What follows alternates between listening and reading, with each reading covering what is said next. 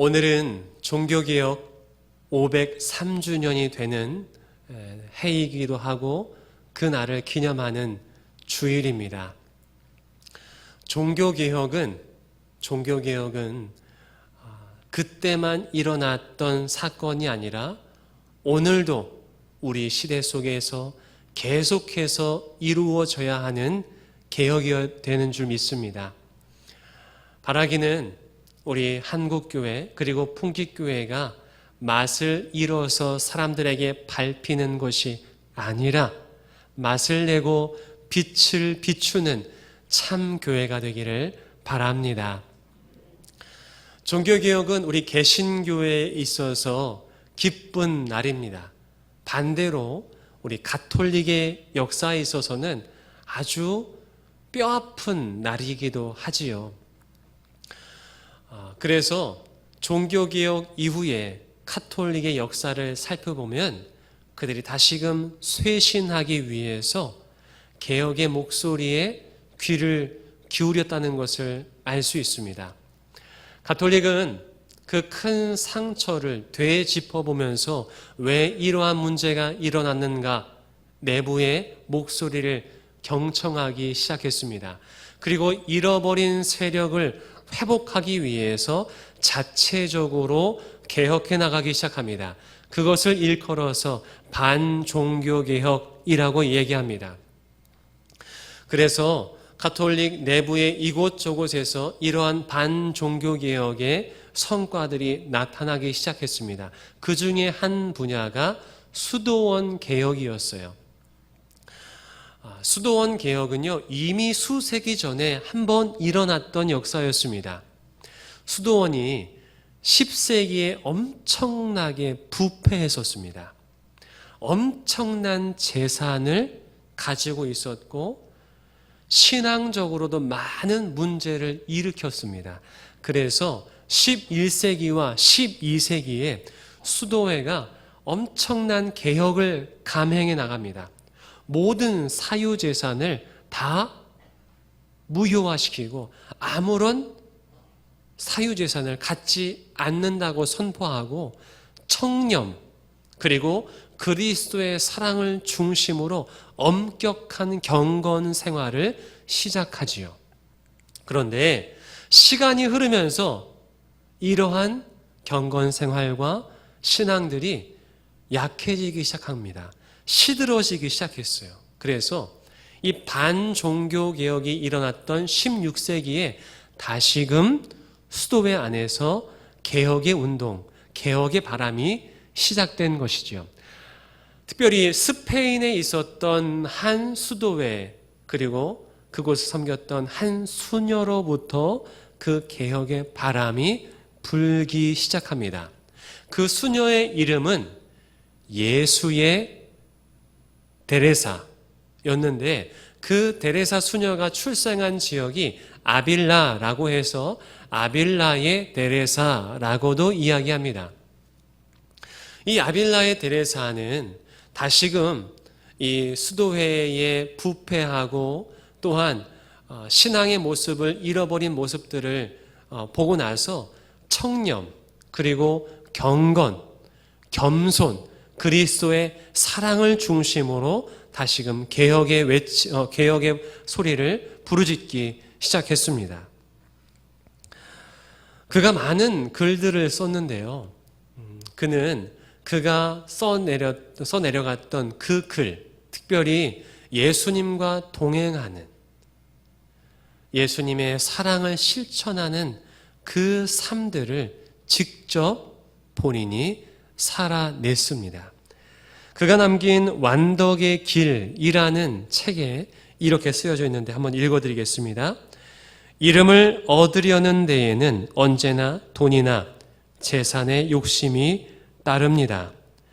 세상에서는 가난한 사람이 존경을 받는다는 것은 매우 드문 일입니다. 사실 존경을 받아야 될 사람이라도 가난하면 알아주지 않습니다. 그러나 진정한 청빈에는 누구도 감당할 수 없는 엄청난 이름이 따르는 법입니다. 그것은 오로지 주님을 위하여 가난하게 됨을 일컫는 것입니다. 이 경우 하나님 외에 그 누구의 마음에 들려고 할 필요도 없습니다. 실제로 이 예수의 데레사 수녀는 그 무엇도 소유하거나 그 무엇도 바라지 않고 오직 하나님 한 분만 바라며 사랑하며 살아갔던 사람이었습니다. 자신의 이름을 결코 드러내지 않고 오직 하나님의 영광만 드러나기를 바라며 살았던 것이지요. 반면에 그와는 반대로 자기의 이름이 드러나길 바랬던 하나님의 사람이 있었어요. 자기의 권력과 돈을 위해 살았던 하나님의 사람이라 일컬었던 교황이 있었습니다. 그가 누구였냐면 율리오 2세 교황입니다. 그가 1503년 11월 1일에 교황이 되었는데요. 당시의 교황은 지금도 마찬가지지만 추기경들이 모여서 투표로 교황을 선출하였습니다. 그런데 당시 율리오 2세는 뇌물을 주고 추기경들의 마음을 샀습니다. 그래서 돈으로 그 교황의 자리에 올랐던 사람입니다. 교황이 되어서는 수많은 유럽의 성도들의 마음을 위로하고 바른 하나님의 말씀을 선포하기보다 권력을 더 손에 잡기 위해서 또한 많은 돈을 모으기 위해서 노력했던 교황이었습니다. 자신의 이름이 드러나기 위해서 힘썼던 사람이었던 것이지요. 지금 이 시대는 어떻습니까? 율리오 2세 교황 같은 사람이 없나요? 아니요. 지금도 여전히 많은 사람들이 그리고 많은 목사님들 그리고 종교 지도자들이 자신의 이름을 드러내려고 하는 유혹, 힘을 가지고 돈을 얻으려는 유혹에 휩싸여 있습니다. 그것은 저와 여러분도 예외는 아닐 거예요. 창세기 11장에는 바벨탑 사건이 기록되어 있는데요. 사람들이 왜 그 큰 성읍과 탑을 건설하려고 했을까요? 그 이유는 자신들의 이름을 떨치기 위함이었습니다. 다 함께 창세기 11장 4절 말씀을 새 번역 말씀으로 읽겠습니다. 시작. 그들은 또 말하였다. 자, 도시를 세우고 그 안에 탑을 쌓고서 탑 꼭대기가 하늘에 닿게 하여 우리의 이름을 날리고 온 땅 위에 흩어지지 않게 하자. 아멘. 하나님께서는요, 모세를 통해서 약속의 땅, 가나안 땅에서 반드시 지켜야 하는 하나님의 규례, 그 말씀을 알려주셨습니다. 특별히 하나님께서는 이것만큼은 하지 말아라 라고 말씀하시면서 강조하고 또 강조하셨어요. 그것이 무엇이었을까요?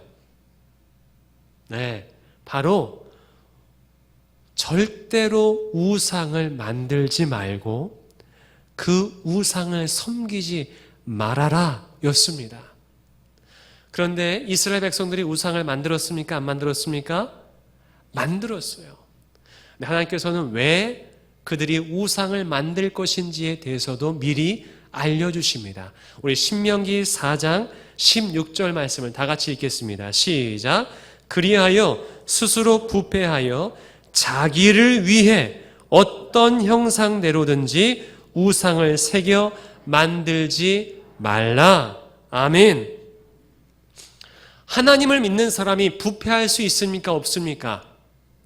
부패할 수 있어요. 그리고 하나님을 믿는 사람이 하나님이 아닌 다른 것에 마음을 빼앗길 수 있을까요? 없을까요? 있습니다. 그래서 하나님께서는 너희 자신을 위해 우상을 만들지 말라라고 말씀하신 거예요. 즉 우리 마음이 우리 자신을 위해 하나님이 아닌 다른 무엇의 마음이 빼앗길 수 있다는 것이지요. 율리오 2세 교황은 누구보다 하나님을 오랫동안 섬겨왔으며 교황의 자리까지 올라갔음에도 불구하고 하나님이 아닌 돈과 권력의 마음이 빼앗겼던 사람이었습니다. 자신의 이름을 날리기 위해서 그 마음이 빼앗겼던 사람이었어요. 그래서 그가 재임 중에 성 베드로 대성당이라는 엄청난 건축을 시작했고 많은 헌금을 모으기 시작했던 것입니다. 반면에 예수의 데레사 수녀는 같은 하나님을 섬겼지만 율리오 2세와는 완전히 다른 삶을 살았던 것이죠. 오직 그 하나님, 그 마음이 하나님께만 집중되어 있었습니다. 하나님을 사랑하고 이웃을 사랑하고 자기의 이름을 드러내는 것이 아닌 하나님의 이름만 영광 받기를 원하며 살았던 것입니다. 특별히 그 데레사 수녀가 그렇게 살 수 있었던 데에는 특별한 체험이 원동력이 되었어요.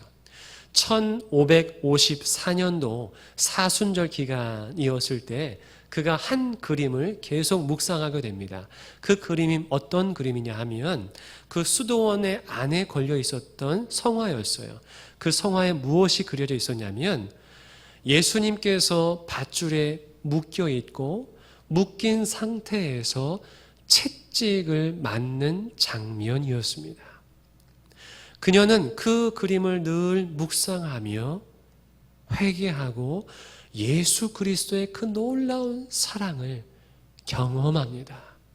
그리고 이후에 기도하면서 하나님을 만나는 놀라운 신비적 체험을 경험하게 됩니다. 그 이후부터 그녀는 완전히 다른 삶, 오직 하나님과 동행하며 하나님께 영광 돌리는 삶을 살아가게 되지요. 개신교회는요, 종교 개혁을 통해 제도적으로 또한 교회적으로 또한 신학적으로 많은 발전을 거듭해 왔습니다. 그러나 개혁은 계속해서 이루어져야 합니다. 물이 흐르지 않고 고이면 어떻게 됩니까? 썩기 마련이에요. 마찬가지로 교회가 개혁되지 않고 멈춰 있으면 부패하기 마련입니다. 그것은 교회뿐만이 아니라 우리 개인도 마찬가지예요. 우리 개인도 날마다 매 순간마다 개혁되어야 합니다. 우리 신앙이 멈춰 있으면 다른 것에 마음이 빼앗기고 부패할 수 있습니다. 그렇기 때문에 날마다 우리의 신앙은 개혁되어야 합니다. 그렇다면 날마다 우리 안에 개혁되어야 할 것은 무엇일까요? 무엇이 개혁되어야 할까요? 바로 자기 부인입니다. 끊임없이 밀려오는 욕심, 내 자신의 이름을 드러내고자 하는 그 유혹으로부터 우리는 날마다 벗어나야 합니다. 이것은 어느 시대를 막론하고 매 순간 이루어져야 할 개인의 개혁입니다. 진정한 자기 부인이 이루어질 때 우리는 여전히 우리와 함께 하시는 주님의 영광을 맛볼 수 있습니다.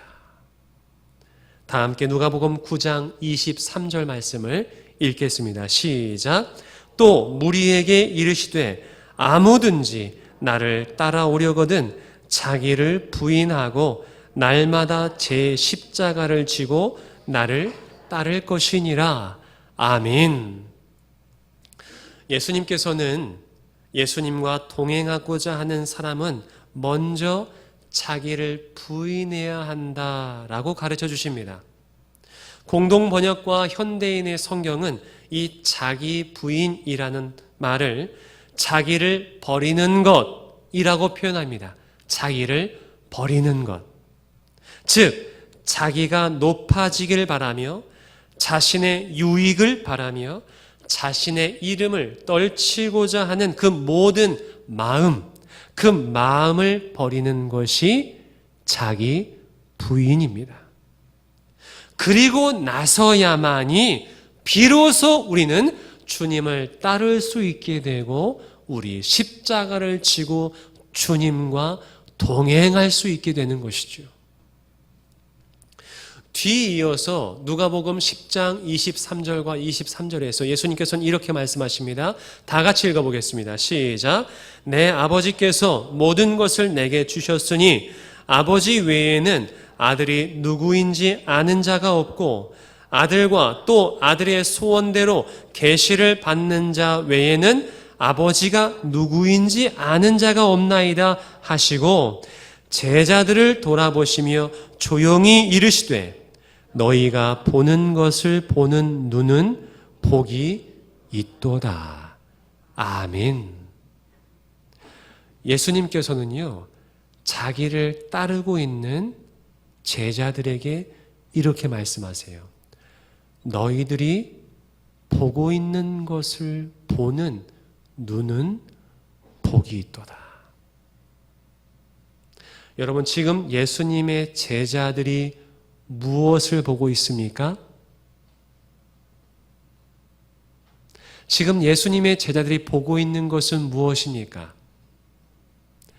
예수님이시죠. 그들 옆에 있는 예수님을 보고 있어요. 또 무엇을 보고 있습니까? 예수님의 행하시는 사역들을 보고 있습니다.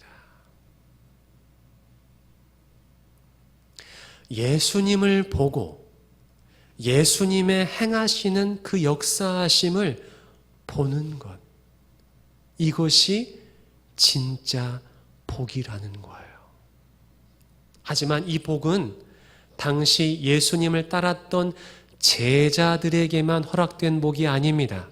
지금도 자기를 부인하고 십자가를 지고 예수님을 따르는 모든 그리스도인들에게 주시는 복인 줄 믿습니다. 지금 여러분들은 무엇을 보고 계십니까? 앞에 있는 김필수 목사를 보고 있죠. 바라기는 우리 모두가 주님을 보고 주님의 역사하심을 볼 수 있기를 바랍니다. 모세는 애굽의 왕가에서 자랐습니다. 오랫동안 애굽에서 왕가에서 자랐던 왕족이었어요. 하지만 하나님을 만난 이후에 모세는 자신의 모든 것을 부인합니다. 심지어 이스라엘 백성들이 황금 송아지를 만들고 하나님께 죄를 범하였을 때 모세는 정말 간청하면서 그들의 죄를 용서해 달라고 하나님께 사정을 하죠. 그러면서 만약 용서해 주지 못하실 것 같으면 차라리 주님의 책에서 내 이름을 지워주십시오 라고 하면서 하나님께 매달립니다. 모세는 그렇게까지 이스라엘 백성들을 사랑했지만 결코 자기 자신을 위해서는 아무것도 내세우지 않았던, 자기를 진정으로 부인했던 믿음의 사람이었던 것입니다. 그런 그가 원했던 한 가지가 있어요. 그것이 무엇인지 오늘 말씀을 통해서 확인해 보겠습니다. 출애굽기 33장 18절 오늘 본문 말씀인데요. 다 같이 큰 소리로 읽겠습니다. 시작. 모세가 이르되 원하건대 주의 영광을 내게 보이소서. 한 번 더 읽겠습니다. 시작. 모세가 이르되 원하건대 주의 영광을 내게 보이소서. 아멘. 모세가 원하는 한 가지가 있었는데 그것은 바로 주님의 영광을 보는 것이었습니다. 그렇다면 질문을 드립니다. 과연 모세는 주님의 영광을 보았을까요? 보지 못했을까요? 1번, 주님의 영광을 보았다. 2번, 주님의 영광을 보지 못했다. 자, 한번 1번 손 들어 보이겠습니다. 영광을 보았다. 내려보십시오.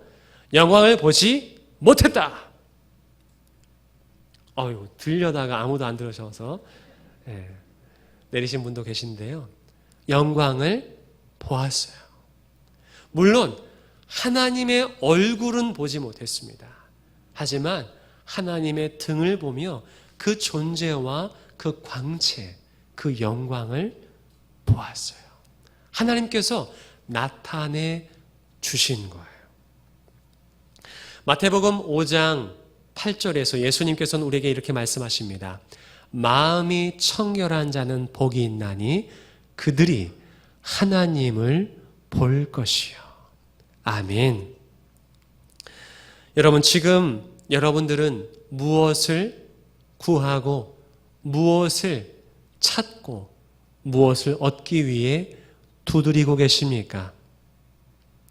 정말 우리가 구할 것이 있다면 모세가 구했던 하나님의 영광입니다. 풍기교회가 이 세상 속에 있어야 할 존재의 이유가 있다면 그것은 풍기교회 이름을 세상 가운데 드러내는 것이 아니라 풍기교회 안에서 하나님의 영광을 보는 것입니다. 그리고 풍기교회를 통하여 하나님의 살아계심을 세상 가운데 보여주며 하나님의 영광을 세상 가운데 나타내는 것인 줄 믿습니다. 사랑하는 풍기교회 성도 여러분, 우리가 우리 자신을 부인하고 십자가를 지고 예수 그리스도를 따를 때 주님께서는 주님의 영광을 우리에게 보여주실 것입니다. 또 주님의 역사하심을 우리에게 보여주실 거예요. 그것이 진정으로 주님과 동행하는 사람이 맛볼 수 있는 은혜입니다. 데레사 수녀가 그 은혜를 맛보았기 때문에 그는 죽을 때까지 주님과 동행하며 자신의 이름을 드러내기보다 하나님의 영광을 드러내는 삶을 살았습니다. 여러분은 그 은혜를 맛보고 싶지 않으십니까? 그 기쁨을 누리고 싶지 않으십니까? 세상이 줄 수 없는 그 놀라운 예수 그리스도의 사랑을 누리고 싶지 않으십니까? 그런데요, 이 세상에는 유혹이 너무나 많아요. 그리고 지금 이 시대에는 그 유혹이 너무나 강력합니다. 너무나 쉽게 자신을 드러낼 수 있는 시대를 살아가고 있어요. 그리고 이 시대는요, 자신을 드러내고 자신을 홍보해야만 살아남을 수 있는 시대입니다. 그래서 자신을 부인하는 것이 더더욱 어려운 시대를 우리는 살아가고 있습니다. 지금도 많은 그리스도인들이 자신을 드러내기 위해서 카톡 안에서, 밴드 안에서, 교회 모임 안에서, 또한 세상 속에서, 또한 유튜브와 수많은 SNS 속에서 자신을 드러내고 있습니다. 그리고 그렇게 드러내야만 자신의 존재를 알릴 수 있는, 또한 힘과 영향력을 미칠 수 있는 시대 속에서 살고 있기 때문에 자기를 부인한다는 것은 여간 어려운 일이 아니에요. 사람들은 보이지 않는 하나님이 나를 알아주기보다 세상 사람들이, 내 옆에 있는 사람들이 나를 알아주기를 더 바랍니다.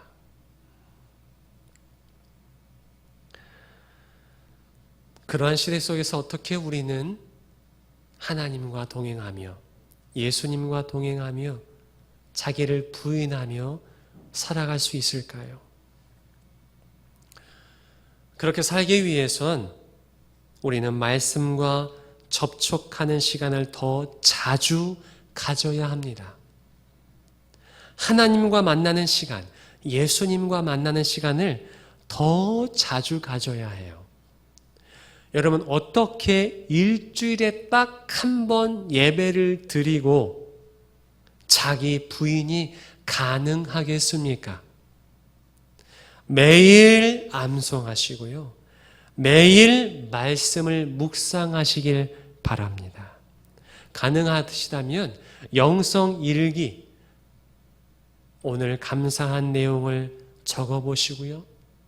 하나님을 찬양하는 그 감동의 시를 적어보시길 바라고, 때로는 기도문을 대표 기도에서 적는 것이 아니라 날마다 하나님께 기도의 글을 작성해 보시길 바랍니다.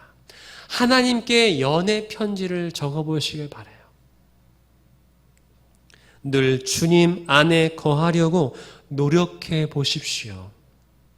비록 반복되는 일상의 삶을 살아가고 있지만 주님께서 지금 나와 함께하고 계심을 의식하면서 살아가 보시길 바랍니다. 그래서 지난 공동의회 때 장로, 권사, 안수집사로 피택받으신 분들께는요, 제가 영성 일기를 과제로 내드렸어요. 이제 그분들은 영성 일기를 쓰셔야 합니다.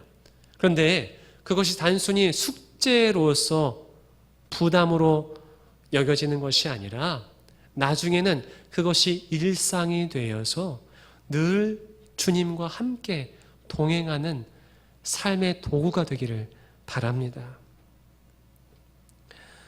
그리고 여기 계신 여러분들도 꼭 한 번이 아니라 계속 해보시길 바랍니다.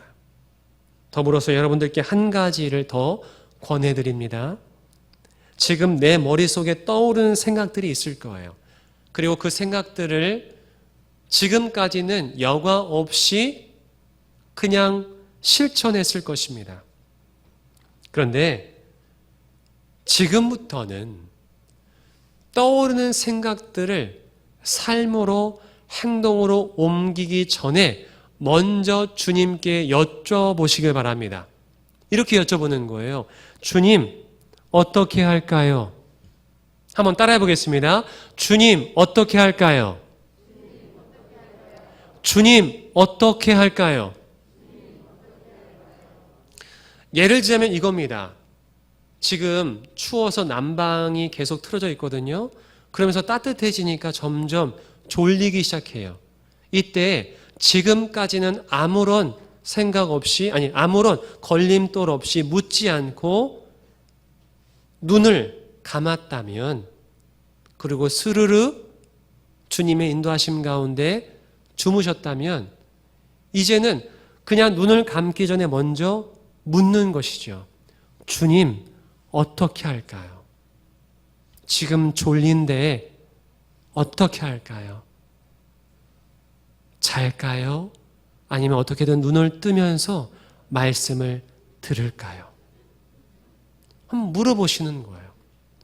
그리고 예배를 끝난 다음에 예전에는 아무 걸림돌 없이 그냥 일어나셔서 집으로 가셨을 겁니다. 그런데 일어나시기 전에, 그러니까 움직이기 전에 먼저 물어보시는 거예요. 주님, 어떻게 할까요?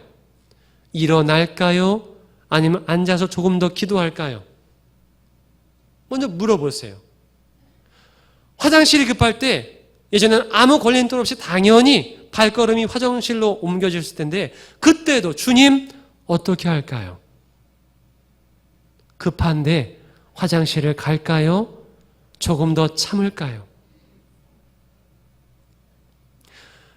너무나 배고픈데 점심시간이 되어서 아무 생각 없이 걸림돌 없이 밥을 준비했을 겁니다. 그런데 그때도 마찬가지예요. 주님 어떻게 할까요? 밥을 준비할까요? 아니면 조금 있다 할까요? 제가 왜 이렇게 구체적으로 말씀드리냐면요.